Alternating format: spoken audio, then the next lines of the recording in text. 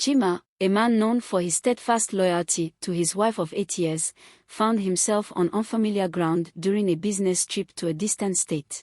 The local cuisine disagreed with him. It was in a bustling fast food joint where he met Nkechi, a local woman who recognized his dialect and offered to help him navigate the local food scene. Grateful for her assistance, Chima and Nkechi struck up a friendship. As days turned into weeks, Nkechi's kindness and her personal struggles resonated deeply with Chima. She shared the burden of supporting her siblings after their parents' passing and enduring an abusive relationship with a man named Ibuka. Touched by her resilience, Chima decided to support her by setting up a small shop where she could earn a living independently. Despite their growing bond, Chima made it clear to Nkechi that their relationship was strictly platonic. He imposed boundaries, especially concerning any discussions of intimacy, which Nkechi respected. However, one vulnerable moment led to them crossing that line. Guilt-ridden and conflicted, Chima continued to support Nkechi financially while trying to maintain emotional distance. As Chima's return home approached,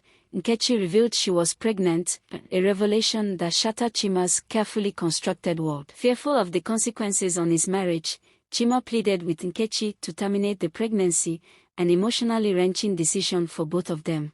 Unable to keep the secret any longer, Chima confessed everything to his wife, Ifeoma, seeking forgiveness and understanding. Devastated but resolute, Ifeoma sought counsel before making any decisions, insisting that Chima sever all ties with Nkechi.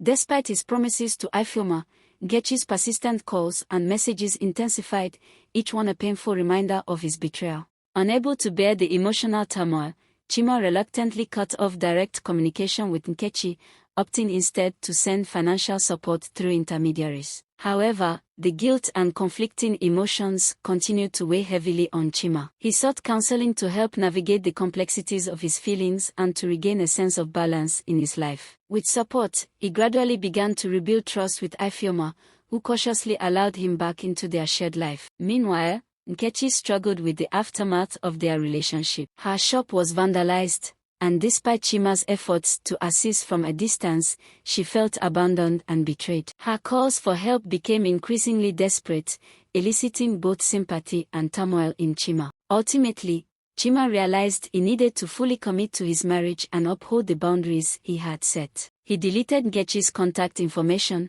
a symbolic gesture of closure. Though the guilt and regret lingered, Chima and Ifeoma worked together to heal their relationship, finding strength in their commitment to each other. However, just as they began to believe that the worst was behind them, an unexpected message disrupted their fragile peace. His heart sank as he saw the sender's name, an unknown number, but the tone of the message was unmistakable. I know what you did, Chima. You can't hide from me forever. Fear clenched at Chima's chest. He knew immediately it was Nkechi. His mind raced with panic as he realized she was attempting to blackmail him, threatening to expose their affair and disrupt his life once more. What are we going to do, Chima? Ifeoma asked, her voice a mixture of worry and determination. We can't let her manipulate us, Ifeoma said firmly. We need to handle this carefully. They decided to seek help from the police. Sitting across from a sympathetic officer at the local station, Chima and Ifeoma recounted their ordeal. They showed the threatening messages and shared their fears of Nkechi's intentions. We'll investigate this matter thoroughly, the officer assured them. Meanwhile, refrain from any contact with her. Weeks passed with an uneasy calm hanging over Chima and Ifeoma's lives. They tried to resume some sense of normalcy, but the looming threat of Nkechi's blackmail hovered over them like a dark cloud. Then, one afternoon, Chima received a call from the police officer. They were summoned back to the station, both anxious and hopeful for resolution. Mr. Chima, Mrs. Chima, the officer began solemnly. We've completed our investigation into Nkechi's claims. There's no evidence to support her allegations against you. Relief flooded through Chima and Ifeoma. They exchanged a look of gratitude and relief, thanking the officer for his diligence. Thank you so much for your help, Chima said, his voice filled with emotion. You're welcome, the officer nodded. If Nkechi contacts you again, please inform us immediately. Back at home, sitting together on their porch that night, Chima and Ifeoma finally felt a weight lifted from their shoulders.